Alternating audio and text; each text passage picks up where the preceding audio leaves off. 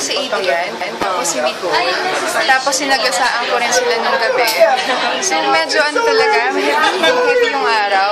Pero nakataba pa rin ang puso yung mga bumabati sa Instagram. Galing lang ako naka-reply kasi ang bigat ng mga eksena, naka-in the zone talaga ako. Ang hirap-hirap talaga, yung happy birthday, yung mabatiin ka bawal yung happy birthday ka lang, yung happy birthday, kailangan ganun. Kasi dami iyakan talaga.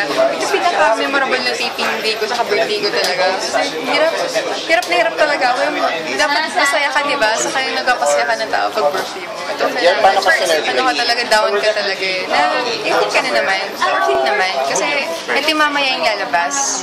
May eksena ko po para naman to sa mga nanonood. So sabi ko, hindi ako bibitaw. Ano ba naman yung isang birthday lang? Bigay ko to sa tao, bigay ko to sa viewers ng Google Wide. Para sa kanila. Ano yung surprise sa'yo ni Luis?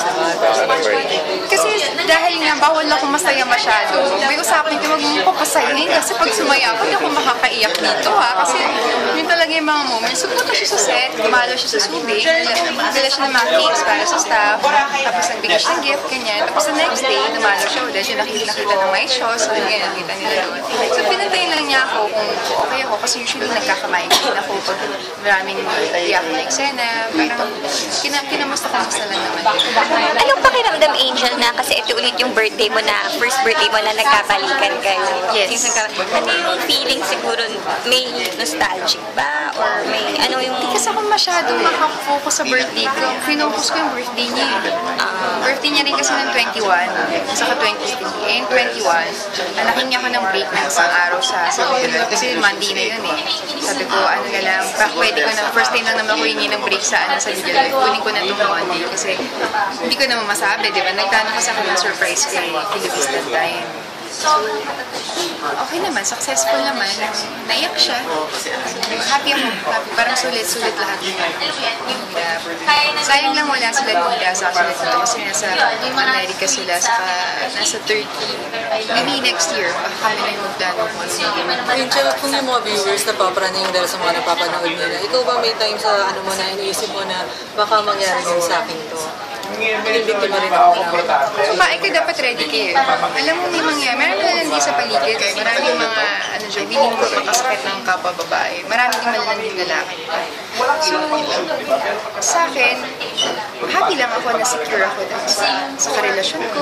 Masaya kami. And, parang, wag ko na lang, parang ano na lang, parang sana alam mo mangyayari, pero sana wag mo na lang isipin yung parang gano'n. Parang dapat, even, di naman sa alam mo mangyayari, parang i-ready mo lang yung sarili mo, parang ganyan. Pero ang hirap talaga, ang hirap maging babae sa totoo lang.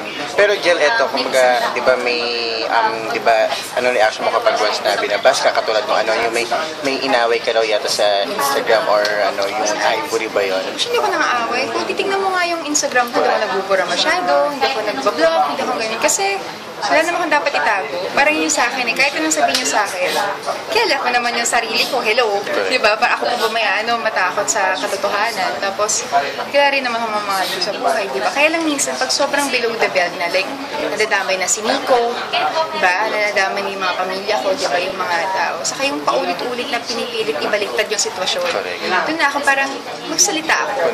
Pero sabihin ko lang, kung ano yung side ko. Kasi naniniwala ako na hindi mo dapat sirain yung buhay ng isang tao para lang ikaw yung umangat, diba?